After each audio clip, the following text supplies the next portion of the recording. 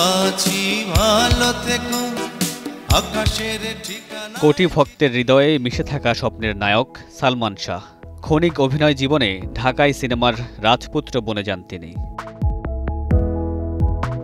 ১৯৯৩ থেকে ১৯৯৬ সময়ের হিসেবে মাত্র ৪ বছর, কিন্তু এই অল্প সময়ে লেখা হয়ে গেছে অভিনয়ের এক অমর কাব্য। ৯০ দশকের সিনেমা প্রেমীরা এখনও আচ্ছন্ন হয়ে আছেন তার অভিনয়ে। মৃত্যুর ২ যুগ পরেও আবেদন কমেনি তার। বাংলা চলচ্চিত্রের অমর এই নায়কের জন্মদিন আজ। তুমি মোর জীবনের ভাবনা।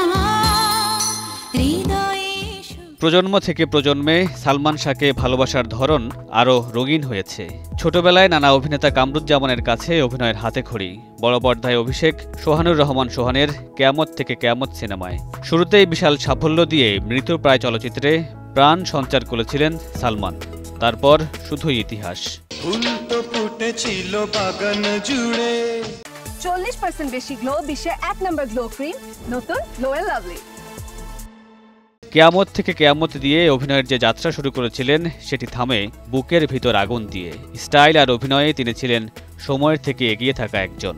পৃথিবীতে সুখ বলে যদি কিছু থেকে থাকে। প্রায় ২৮ বছর আগে জীবন মৃত্যুর সীমানা পেরিয়ে যাওয়া ক্ষণজন্মা এই নায়ককে বুকে আগলে রেখেছেন সিনেমা প্রেমীরা। দীর্ঘদিন ধরেই সালমানবিহীন জন্মদিন পালন হয়ে আসছে।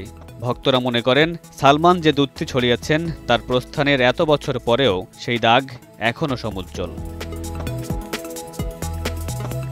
মামুনুর রশীদ পনেল, সময় সংবাদ।